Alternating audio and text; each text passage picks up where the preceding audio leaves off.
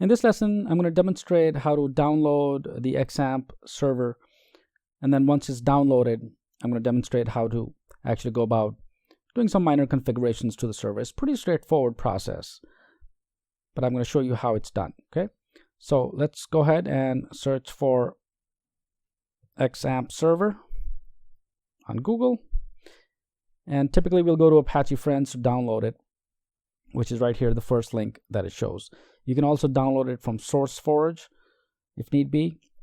Either way, it's the same thing. Okay, so let's go to Apache Friends, download XAMPP, and it takes you directly to the download page.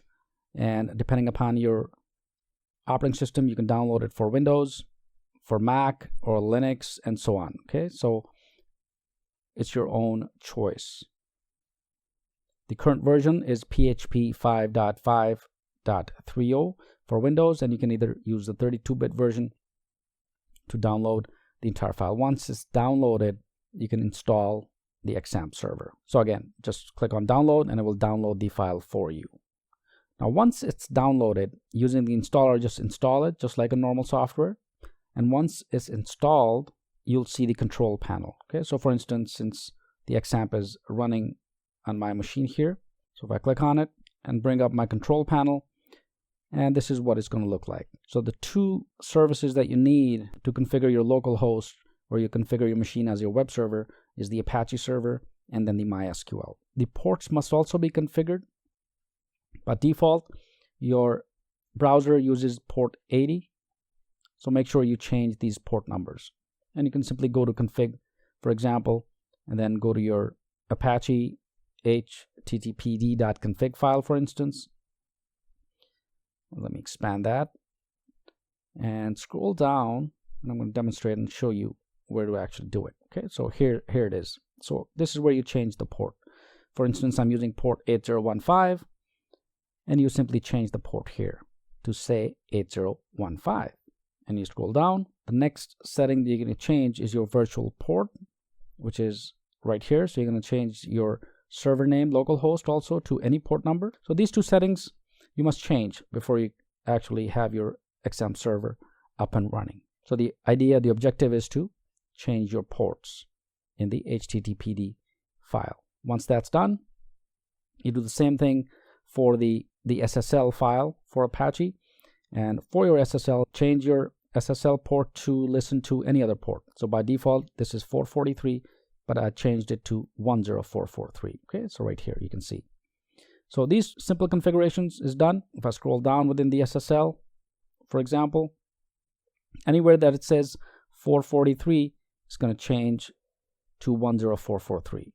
So in this instance, my virtual host is also changed to 10443. So a couple of settings here you can change, and a couple of settings I showed earlier, and your Apache will be up and running. The configuration option within the control panel, you can set up the default editor if you need to edit these files. And of course, if you go to service and port settings, you must also make sure that your ports are your new port numbers that you just assigned when you configured your XAMPP server. So these are the quick rundown on the settings of the XAMPP. Once you configure these settings, you should be able to run these services for XAMPP.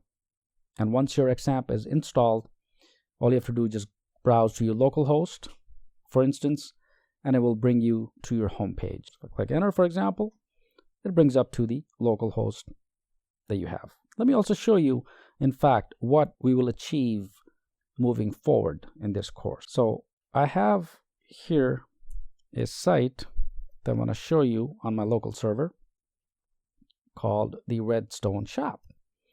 So here's the finished site that we're going to see, and we'll create everything from scratch, okay, in this crash course. So I have my men categories, my women, boys, and girls, and we are connected to a live database for all these categories and products, okay? So for example, if I scroll down, here are my products. If I click on the details of Levi's jeans, a pop-up comes up, shows me the quantity, size, details, and so forth. So this entire site first will create manually using all code. There's no drag and drop, it's all code.